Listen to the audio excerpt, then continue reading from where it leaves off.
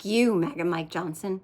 Fuck you and the porn tracking app you rode in on. You sanctimonious little data leech in a polyester suit with that slippery accountant cosplay face, peddling piety while your search history screams, "Forgive me, Father."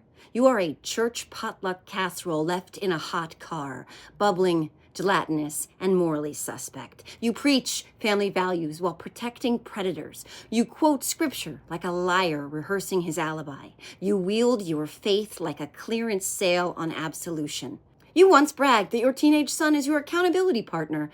Mike, that's not the Hallmark slogan you think it is, little buddy.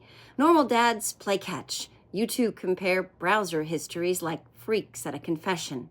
And whatever happened to that adopted son you paraded for photo ops from the diversity aisle at Hobby Lobby?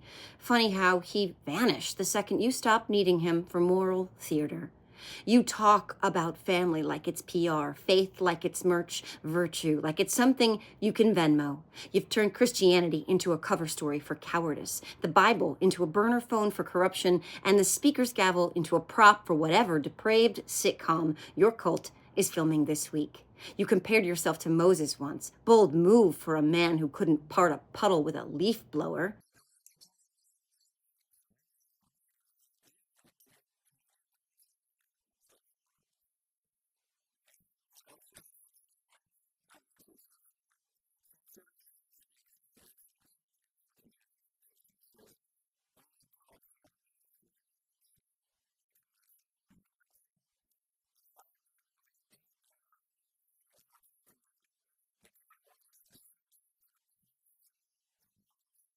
You're not leading Israelites through the desert, Mike. You're leading the GOP through a Costco parking lot of moral bankruptcy.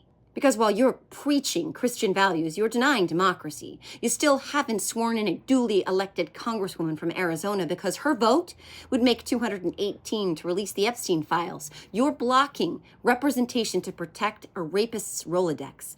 That's not faith, Mike. That's fear with a flag pin.